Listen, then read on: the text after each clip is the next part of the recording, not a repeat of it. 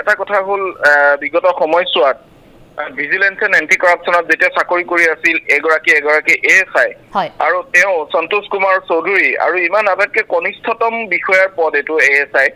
সহকাৰী আৰক্ষী উপ পৰিদৰ্শক গতিকে সহকাৰী আৰক্ষী উপ পৰিদৰ্শক হৈ তেওঁ আচলতে সেই সময়ত নামিছিল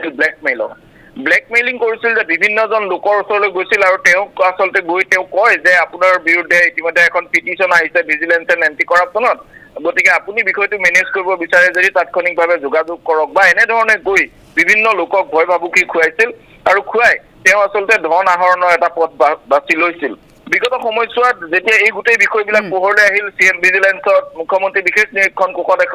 এটা অভিযোগ পৰিছিল আৰু সেই অভিযোগৰ ভিত্তিত ইতিমধ্যে তেওঁলোকে যেতিয়া গোটেই বিষয়বিলাক তন্নতন্নকৈ চালে তেতিয়া দেখা পালে যে যেতিয়া তেওঁৰ যিটো পিৰিয়ডৰ অভিযোগ উঠিছিল সেই পিৰিয়ডটোৰ ওপৰত প্ৰাক মুহূৰ্তত তেওঁৰ সম্পত্তিৰ পৰিমাণ আছিল 1,42,800 টকাৰ কিন্তু পৰৱৰ্তী পৰ্যায়ত সেই পিৰিয়ডটো যিটো পিৰিয়ডত তেওঁ এই কাম কৰা বুলি অভিযোগ উঠে সেই পিৰিয়ডটোত তাৎক্ষণিকভাৱে তেওঁ সম্পত্তি বৃদ্ধি হ'ল 54,34,880 টকাত 28 পইচালৈ অৰ্থাৎ প্ৰায় দেখা পোৱা গ'ল যে তেওঁৰ 54,34,880 টকা তেওঁৰ হঠাতে বাঢ়িল সম্পত্তিৰ পৰিমাণ আৰু সেই সম্পত্তিৰ পৰিমাণ বাঢ়ি পৰৱৰ্তী পৰ্যায়ত দেখা পোৱা গ'ল যে তেওঁৰ এই সম্পত্তিৰ পৰিমাণ কিন্তু যেতিয়ালৈকে এই গোটেইবিলাক চেক কৰা হ'ল তদন্ত প্ৰক্ৰিয়া সম্পূৰ্ণ হ'ল তেতিয়া ওলাই পৰিল যে তেওঁৰ মুঠ সম্পত্তিৰ পৰিমাণ 3,12,18,079 টকা 11 পইচা গতিকে এই কম সময়ৰ ভিতৰত তেওঁ কেনেদৰে হঠাৎ কোটিপতি হৈ গ'ল তেওঁ ল'লে আমিন গাঁৱত মাটি কিনিলে গুৱাহাটীৰ ভিতৰত বিভিন্ন সম্পত্তি কৰিলে আৰু যেতিয়া এই তদন্ত আৰম্ভ হোৱাৰ পিছত তেওঁ এই গোটেই ঘটনাৰ পৰা আৰক্ষী চক্ৰান্তত পৰাৰ ভয়ত তেওঁ চাকৰি তাকৰিত উপস্থিত নহৈ তেওঁ তাৰ পৰা বিভিন্ন সময়ত পলাই থাকিল আৰু পলাই থকাৰ সময়ছোৱাতে তেওঁৰ বিৰুদ্ধে আচলতে ডিপাৰ্টমেণ্টেল এনকুৱাৰী হ'ল যাক দিয়ে বুলি কোৱা হয় আৰু সেই ডিপি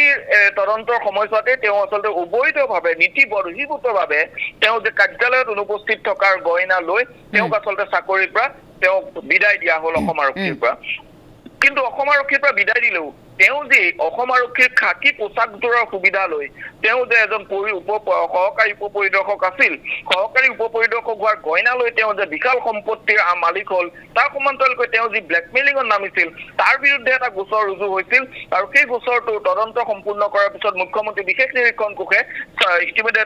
বিৰুদ্ধে 4/2024 নম্বৰত এটা গোচৰ ৰুজু কৰিলে আৰু সেই গোচৰটো তদন্ত খণ্ড আৰম্ভ হোৱাৰ লগে লগে তেওঁ ইতিমধ্যে গুৱাহাটী উচ্চ ন্যায়ালয় পালেগে আৰু গুৱাহাটী উচ্চ ন্যায়ালয়ত আজিৰ দিনটো তেওঁ আচলতে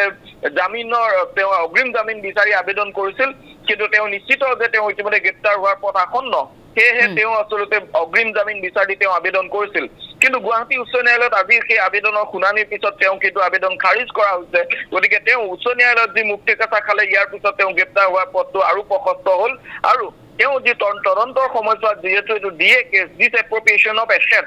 যিটো গোচৰ গতিকে এই ডিছএপ্ৰপ্ৰিয়েশ্যন অফ এছেটৰ গোচৰটো যেহেতু PC এক্ট তেওঁ লাগিব গতিকে প্ৰিভেনশ্যন অফ কৰাপশ্যন এক্ট লাগিছে গতিকে প্ৰিভেনশ্যন অফ কৰাপশ্যন এক্টত যদিহে তেওঁ আৰক্ষীৰ তদন্তত আশানুৰূপভাৱে তেওঁ যদি সহায় নকৰে তেতিয়াহ'লে তেওঁ গ্ৰেপ্তাৰ হোৱাৰ পথটো একেবাৰে মসৃণ হৈ পৰিব গতিকে এই সময়ছোৱাত কেনেধৰণে আচলতে গোটেই কথাটো পঢ়িলে দুৰ্নীতি নিবাৰক আৰু তদাৰকী শাখাৰ গয়না লৈ নামটো লৈ তেওঁলোকে যে একাংশ আৰক্ষীয়ে যে ব্লেকমেইলিং অব্যাহত ৰাখিছে সন্তোষ কুমাৰ চৌধুৰীৰ কথাটোৱে কিন্তু পুনৰ প্ৰমাণিত কৰিলে আৰু তাৰ ঝুলাকাণ্ডই বদনামী কৰা দুৰ্নীতি নিবাৰক আৰু তদাৰকী শাখা এই সময়ছোৱাতে পুনৰ সন্তোষ কুমাৰ চৌধুৰীৰ বিৰুদ্ধে গোচৰ ৰুজু হোৱাৰ পিছত পুনৰ তেওঁলোকৰ বিৰুদ্ধে এই যে বিভাগটোৰ বিৰুদ্ধে এটা কিন্তু অপবাদ পুনৰ লাগিল গতিকে এই